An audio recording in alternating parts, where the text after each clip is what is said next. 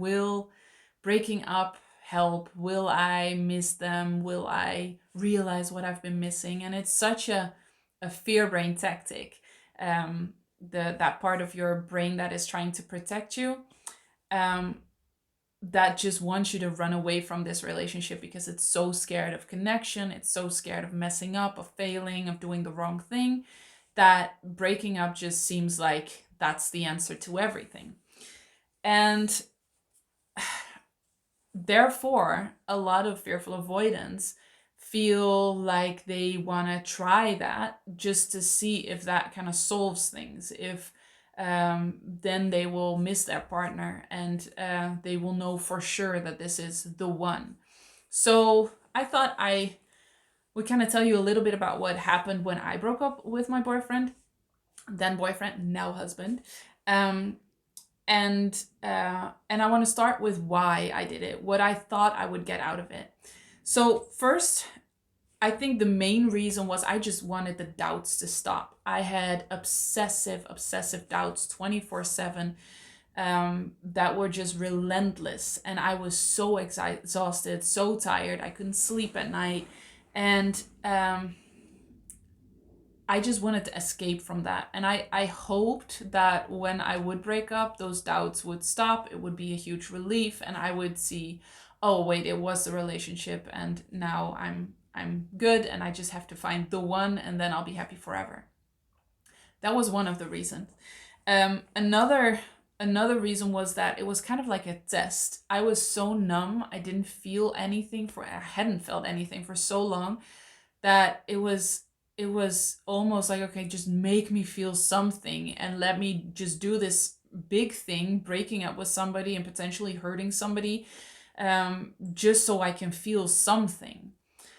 So that was another reason. And the third reason was, it was just a runaway urge. I just didn't want to deal with it anymore. I didn't want to deal with the doubts. I didn't want to deal with being in a relationship with having to think about somebody else's feelings. I was so exhausted. I was so tired. I just couldn't do it anymore. And so I just wanted to run away from it all. And the last one is that the reason why I wanted to break up was that I wanted him to fight for me. I wanted him to show me that he really loved me and that he really meant it, because I didn't believe that. I didn't believe that I was special and I needed to be special. And now I know that that's not something to aim for. I have a lot of videos on that too. But I wanted him to show me, prove to me that he loved me. And that is just such a very unhealthy and toxic thing to do. But also, if he had fought for me in the way that I wanted it, I would have broken up every single time I wasn't happy with the relationship, or I was feeling insecure and needed approval. And so I'm very happy that he actually didn't fight for me in the way that I thought he had to, because then I would just be confirmed in my needs that came from pain and that came from trauma. And that would have started a very, very unhealthy dynamic where I would just break up every time I needed approval. So what happened was that I did break up with him. I had been having doubts for months and months and months. I don't even know when this was exactly. I started having doubts 6 months in. I think I broke up with him when we were dating for a year and a half, around that time, or 2 years. I really can't remember. But I had been having obsessive doubts for a long time. And I was tired. I was exhausted from that and not sleeping. And we had a weekend relationship, which meant that he came over in the weekends because we weren't living in the same city. And the pattern was that I felt like I had to really look forward to it, and then when I would see him, I had to have butterflies and be just very in love because I hadn't seen him for a week. So that had to happen. And that particular weekend or Friday, he came and I just didn't feel anything. And that also had to do with something my roommate had said, that if I was having these doubts, that meant that he wasn't the one, which is so not true. She was doing the best she knew.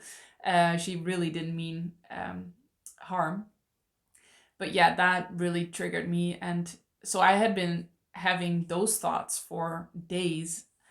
And then he came and I didn't feel anything. And then he noticed that I was just completely shut off. I was almost non-respondent to him. And um, he just wanted to reach me. And so he offered to give me a massage, which is just so sweet. And then I said yes, and he massaged me, and I started getting nauseous, and almost to the point that I had to go to the bathroom to almost throw up. I don't believe I did, but it was a full-blown panic attack for sure. And and then I said, I need to break up. This isn't working. I have to break up. This, yeah, I'm having doubts. This isn't right. This is a sign that this is not the right relationship for me, and I've been having doubts for so long. And he responded so wise and calm and said, well, we've only been dating for, I don't know, a year and a half, 2 years. And it makes sense, right? That you don't really know completely yet. And we're not married yet. You don't have to make that choice. And he just said all those kinds of beautiful, wise things, which again triggered a panic attack, because now I realized somewhere that I didn't want to lose him. But that was very faint and very not obvious. I was just so super confused that I still said, we have to break up. I don't know anymore. We have to break up. This isn't working. And so he went home, I think that Saturday, and I said I don't want to have any contact for a week, and then we'll see next Saturday. And he actually didn't contact me for, I think, the whole week. He maybe sent like one text message, I don't know. But he honored my wishes. All the while, I kind of hoped that he would fight for me, that he would come over, that he would try to call me. Looking back, if he would have done that, he would have crossed my boundaries, because I very clearly said that I didn't want to have any contact, and I was so confused. I went to my parents' house. I could not function. I couldn't take care of myself. But I wanted him to call me every day, even though I had said that I didn't want that. And that is just a toxic thing for me to want that. But also, if he would have done that, that would have, like I said, crossed my boundary. And so he didn't, because he is an amazing, respectful, loving, kind man. And so I saw him on that Saturday, kind of disappointed that he didn't fight for me, which is something we just learned from movies. I can talk about that for an hour. And then that whole week, I still had doubts. I did not feel any relief. I was just crying the whole time. That whole week, I was just crying. And I was so confused. I was so tired. I just didn't know what to do anymore. And so when I saw him on Saturday, I did not have this whole epiphany of, oh, he is the one and I feel so much. There was something inside me which was very, very soft, very faint, very easy to brush off, that said, don't let this go. Don't give this up. And again, it is very easy to say now that, that was my intuition or whatever. I don't know if it was. It was so soft, while there was another voice that was screaming at me to run away, to break up, that this wasn't working. So we ended up getting back together that Saturday. So we only had been broken up for a week. And I kind of already knew on like Monday or Tuesday, when I did not feel any relief being broken up. It was just, I was kind of pissed. I thought, oh man, this isn't the solution either. I just kind of hoped that this big, difficult decision, that would have been the answer, and it wasn't. And I think that's the moment that I decided that I was going to work on myself for a year, work on being able to allow love, because I noticed that I had been having difficulty with that, and just seeing where that would take me, which was, in retrospect, the beginning of my healing journey, because I realized that, breaking up didn't solve anything. So before you think, oh well, then um, I just have to break up. Sorry, I wasn't reading if I missed anything. I just have to break up and then I'll realize the same thing. I, I've at this point helped over 1,500 people through my programs in healing the fearful avoidant attachment style, healing doubts. I have seen a lot of situations where people did break up, didn't break up, broke up for a long time, broke up for a short time. And there is not one answer. There is not one answer to this. But to say something about this generally, if you are thinking about breaking up as a test to make you feel something, to see if you miss them, to get them to fight for you, don't do it, because it won't work. It won't help you. It will be just as confusing. And when they do fight for you, like I said, it can set off a very unhealthy pattern where you break up every time you need approval. And what helped more was healing myself, because if you have this intensity, this level of doubts, there is more that is at play. And when you're watching this, you probably already know that you have the fearful avoidant attachment style, which really helps, because at this point I had no idea that I had this attachment style. I thought it was a relationship. I thought it was my boyfriend who wasn't perfect. And when you know that you have the fearful avoidant attachment style, it's easier to say, oh wait, this might be actually a deactivation mechanism, or this might actually be a trigger. It helps so much more to heal the fearful avoidant attachment style and focus on that and focus on yourself than focusing on the question, do I have to break up? Should I break up? Will it help to break up? Because that is the age-old question, right? When it comes to the fearful avoidant attachment style, and especially when it comes to relationship OCD, which I had, which a lot of fearful avoidants have a higher chance of having, that causes these obsessive doubts.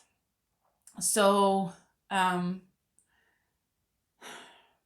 breaking up really wasn't the answer for me. I don't think it's the answer when you're trying to run away from the feelings that you're either having or not having, and the doubts and the crazy making thoughts. And it will help so much more to focus on you and your healing and feeling better and being able to allow love in. And it could be that then in whatever amount of time you yourself decide that you want to break up. It is not something that you will one time realize, or that your intuition will all of a sudden tell you. It is not that healing the fearful avoidant attachment style will make you want to break up. It is your decision. You are in control always. But don't do it just to escape from these thoughts. The only caveat is if you're really, really exhausted and you just need a break, I can understand that you would do that, but please always be honest with your partner about that. That you're breaking up just because you really cannot go on anymore and you're struggling with these thoughts. But yeah, other than that, I think focusing all your energy on healing this attachment style will bring you so much more than entertaining the idea of breaking up and hoping that that would fix everything. It's logical because you're just fed up, you don't want this anymore, and you want that to be the big solution. But it's probably not going to be that big solution that you're hoping for. Because even if you break up and you stay broken up, you might run into this in the next relationship. So when you notice that, you actually do like this person, even if it's sometimes you can see a future together and you really don't want to break up, um, and you're recognizing so much of the fearful avoidant attachment style, it is worth it to focus all your energy on healing this attachment style.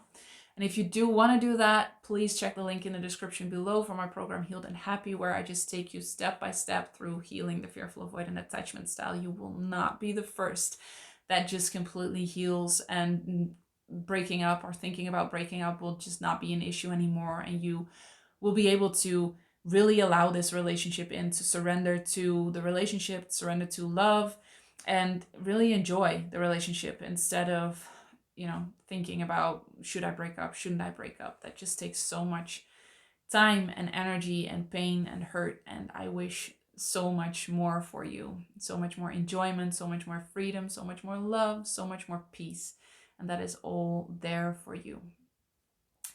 As always, I am so incredibly happy you are here, and I will see you in the next one.